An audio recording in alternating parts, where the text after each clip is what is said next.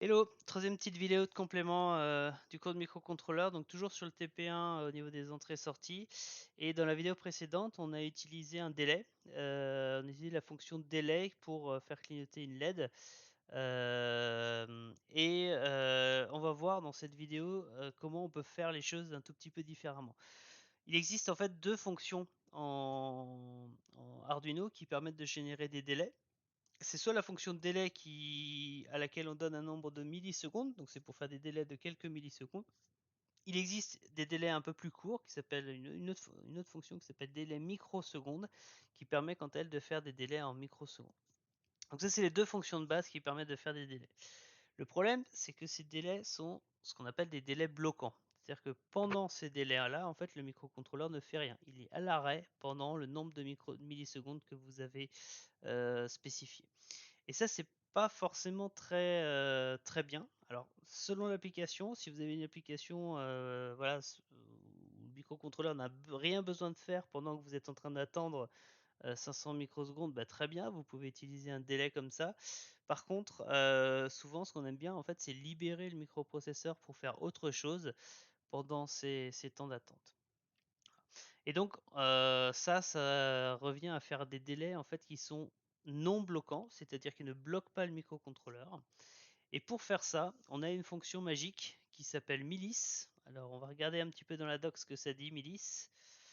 Elle est là, paf, milice. Celle-ci. Vous voyez, milice retourne le nombre de millisecondes passées depuis que la carte Arduino a commencé à exécuter le programme courant.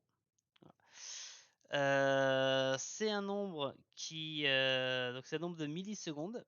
Voilà, donc on vous dit ce nombre qui peut passer en overflow après 50 jours. Donc si l'Arduino est utilisé pendant 50 jours, au bout d'un moment vous allez avoir un problème d'overflow sur cette variable-là. Mais sinon, donc 50 jours, il y a de la marge, hein. Voilà, et donc ça retourne, vous voyez que ça retourne un nombre de millisecondes, voilà, et que ça retourne quelque chose de type unsigned long. Alors, je sais pas si ça vous rappelle quelque chose en C, mais les entiers, vous pouvez les coder de différentes manières, hein, sur différents nombres de bits, plus ou moins selon la taille de l'entier que vous voulez coder. Vous pouvez utiliser plus ou moins de bits. Et donc là, on va utiliser un unsigned long, qui est un entier codé sur 32 bits, qui va permettre justement de stocker ces valeurs de ce nombre de millisecondes qui peut être quand même assez important. Donc, si je reviens à mon programme principal, voilà, donc ça c'était la fonction qui faisait clignoter ma LED à 500 millisecondes avec les délais bloquants, et donc je vais essayer de supprimer en fait ce délai bloquant. Alors, la technique pour faire ça, elle est assez simple. C'est en fait à chaque passage dans la boucle, on va mesurer le temps. Donc on va utiliser milice pour savoir quel est le temps actuel depuis le début de l'exécution du programme. Et puis on va utiliser en parallèle de ça une variable, donc un unsigned long, donc un autre timestamp, qui lui va servir à repérer le dernier événement. Dans le cas du clignotement de la LED, c'est assez simple. À chaque fois que je l'allume ou à chaque fois que je l'éteins, je mets à jour cette variable-là. Donc je sais à combien de millisecondes depuis le début de l'exécution du code j'ai fait le dernier changement sur la LED.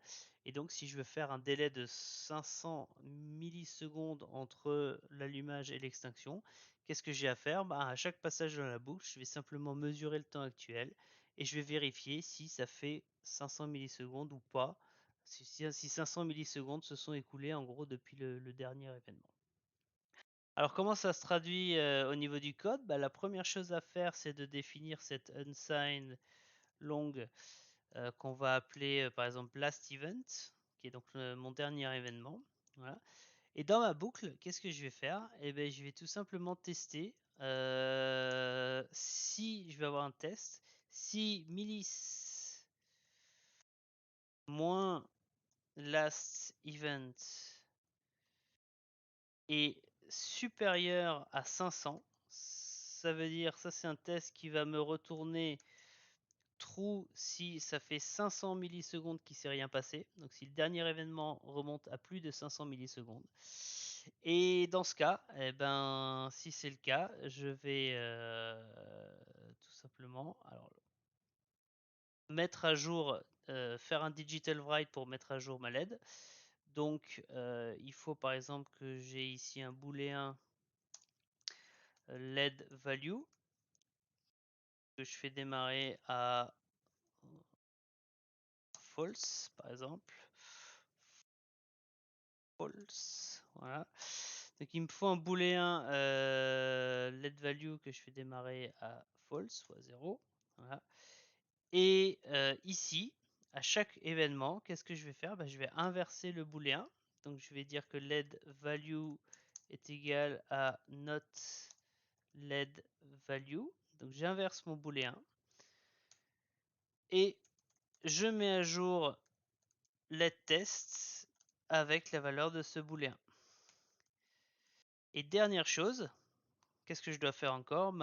Comme je viens de changer l'état de ma LED, j'ai créé un nouvel événement. Donc le premier truc que je dois faire, quand je rentre dans ce if là, le tout premier truc que je dois faire, c'est mettre à jour mon last event en disant que last event vaut la valeur maintenant de milice. Donc je résume, je vais mettre les points-virgules parce que sinon ça va pas le faire au niveau de la compilation. Je résume, ici dans ma loupe, qu'est-ce que fait ma loupe? Ma loupe fait un test. Chaque fois que je rentre dans la loupe, je teste, je regarde si ça fait 500 millisecondes que j'ai changé la valeur de ma LED.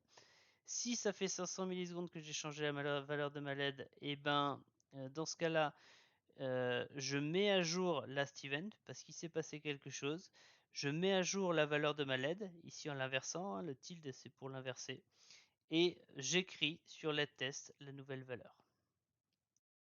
Alors on vérifie que ça fonctionne bien comme il faut. Hop.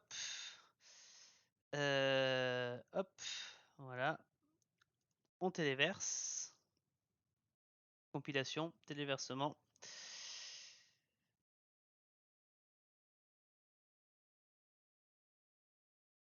Et alors, ça ne fonctionne pas, évidemment, parce que j'ai fait une petite erreur ici sur l'inversion let value. Not let value. Voilà, on va l'inverser. Donc pour moi, je retéléverse. Et voilà. Montre. Et voilà, vous voyez que ma LED ici, elle clignote bien à 500 millisecondes. Donc qu'est-ce qu'on a fait ici? En fait, on a libéré le microcontrôleur pour qu'il fasse autre chose, tout simplement, pendant le temps, pendant les 500 millisecondes. Parce que ce que je peux faire ici, c'est que je peux rajouter du code.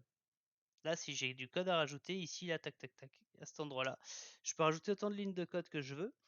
Et globalement, il va faire à chaque passage dans le loop une fois le test. Et puis si le test n'est pas bon, il va exécuter le reste du code. Voilà. Donc c'est pas un délai bloquant. On va effectivement attendre 500 millisecondes avant de changer la LED, mais c'est pas un délai bloquant. Si je veux faire une analogie très simple, c'est vous faites un gâteau, vous devez attendre 30 minutes pour que votre gâteau cuise. Si vous utilisez délai, c'est comme si vous étiez devant le four à regarder votre chrono défiler pendant 30 minutes. Si vous utilisez Milice, c'est comme si vous mettiez le gâteau au four et toutes les 5 minutes ou toutes les 3 minutes, vous regardez l'heure pour savoir s'il s'est passé une demi-heure ou pas. Et vous convenez, bien, vous allez convenir assez facilement que c'est beaucoup plus intéressant de faire la deuxième méthode que de faire la première. En réalité, il existe une troisième méthode qui est encore plus intelligente, c'est de programmer un minuteur. Mais donc ça se fait aussi sur des microcontrôleurs. Mais ça, ça utilise les timers et ça, c'est quelque chose qu'on expliquera plutôt en deuxième année. Donc voilà pour cette vidéo. Maintenant, la prochaine étape. Donc là, on a vu comment on pilote une sortie, on a vu comment on fait des délais. La prochaine étape, c'est de regarder un petit peu comment on gère une entrée. Voilà, à tout de suite.